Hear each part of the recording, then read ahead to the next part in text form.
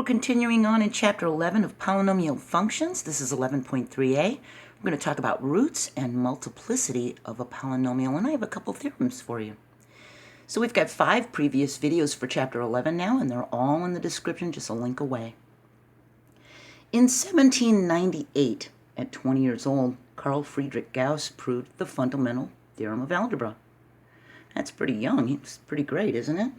He contributed to math and science and non-Euclidean geometry and even the curvature of surfaces, which was used in Einstein's theory of relativity. Well, we can find the roots of a polynomial and determine the multiplicity of each root. The Fundamental Theorem of Algebra says every polynomial of degree n is greater than 1 with complex coefficients and has at least one linear factor. So if a polynomial has a degree that's greater than 1, then it's more than x to the first power, isn't it? It's like x squared or more. And using this theorem, Gauss was able to prove this next theorem. Every polynomial of n is greater than 1 with complex coefficients can be factored into exactly n linear factors. You remember what complex coefficients are. They've got I in them, that imaginary number we talked about. So complex coefficients might not have real numbers. They might have something like 2 plus 3i x squared, okay? So we're going to talk more about that in the video after this one. In a polynomial equation, after a polynomial is factored into linear factors, its roots can be found by using the principle of zero products. So that's video 2.1c. There's a link to that too. Anytime you see the little red video things, there's going to be a link in the description, all right? And we can find the roots of the polynomial equation. P of x equals x to the third plus x squared minus 25x minus 25. And factoring by grouping, that was in video 5.4d, we get x squared times x plus 1 minus 25 times x plus 1, which then is x squared minus 25 times x plus 1. And factoring as the difference of two squares, we get x plus 5x minus 5, x plus 1. Now, we can set this to equal 0, this p of x, to find the roots, and they're really just the additive inverse of these.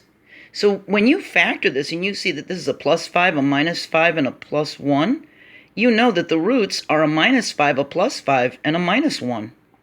When we use the principle of zero products, we set them to equal 0, each of the factors, and we solve for x, and see, we have minus 5, 5, minus 1. See? We get 3 linear factors, and the roots are negative 5, 5, and negative 1. Okay?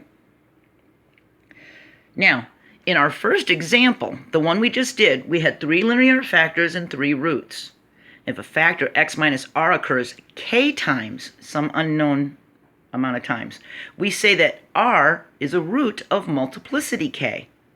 And multiplicity means a large variety or number. So it's how many times a certain number is a 0 for a given polynomial, how many times a certain root occurs.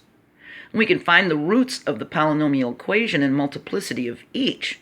So we have the p of x equals 3x to the 5th power minus 15x to the 4th plus 18x to the 3rd plus 12x squared minus 24x.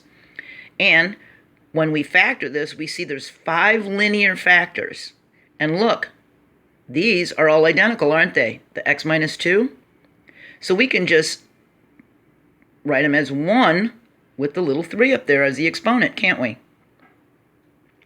So now, if we make a little table for our roots and our multiplicity, 0 has a multiplicity of 1, that root 0, the monomial factor x occurs 1 time. See that? So that's a root 0. It's got a multiplicity of 1 because there's only one of them. For root 2, because remember it would be the additive inverse, so if it says minus 2, it's going to be a plus 2 root. Well, that happened 3 times. See? X minus 2 occurs 3 times. And for the minus 1, because it would be the additive inverse of this plus 1, wouldn't it, the root? Its multiplicity is 1 time, because x plus 1 occurred 1 time. So this one occurred 3 times. 1, 1, 2, 3. See that? So this polynomial has 5 linear factors, okay? And the root 2 has a multiplicity of 3. It occurred 3 times. See that? So that's its multiplicity, how many times it occurred. All right? Now, did you notice that there was no constant on the back end of this? We're going to talk more about this in 11.4a and the rational root theorem and what happens when there's no constant. So if you noticed that, we're going to get into that in a couple more videos, okay? Now keep in mind, if we get a factor of x minus 0, it's the same as x, isn't it? X minus 0, x plus 0, it's the same as x. And if there's at least one linear factor of a polynomial with complex coefficients and degree n is greater than 1, there must be another factor of degree n minus 1. And we can continue this reasoning until we have n factors. So the second theorem is an important part of the Fundamental Theorem of Algebra. That second one we had. And according to the Fundamental Theorem of Algebra, all polynomial equations with real or complex coefficients in a single variable have a solution in complex numbers. All right? So, our two theorems, the Fundamental Theorem of Algebra and the one that follows it, okay? They have at least one linear factor if the degree is more than 1, and it can be factored into n linear factors if n is greater than 1, okay? So, I want to cover this really quick. A lot of this is chapter 5, factoring patterns used on polynomials. So, depending on what type of polynomial you have, I'm going to have links to the videos on factoring in case it was back in chapter 5, you know. You should have had some practice by now, but just in case you forgot, they're a click away in the description, all right? So hopefully that'll help you too, all right? You can always click on the Algebra 2 playlist link in the description and then look for whatever you're looking for, all right? Our next video is 11.3b, and we're going to talk about complex and irrational roots of a polynomial. And I got a couple more theorems. There's going to be all the links to the 5 previous videos for Chapter 11, plus all those factoring videos and the one for Principle of Zero Products. I'm going to add this to the Algebra 2 playlist, and I am really hoping I explained this well enough. I know roots can become very confusing, and they're intercepts, all right? And now you understand multiplicity, or you should, all right? Keep trying. I'm proud of you.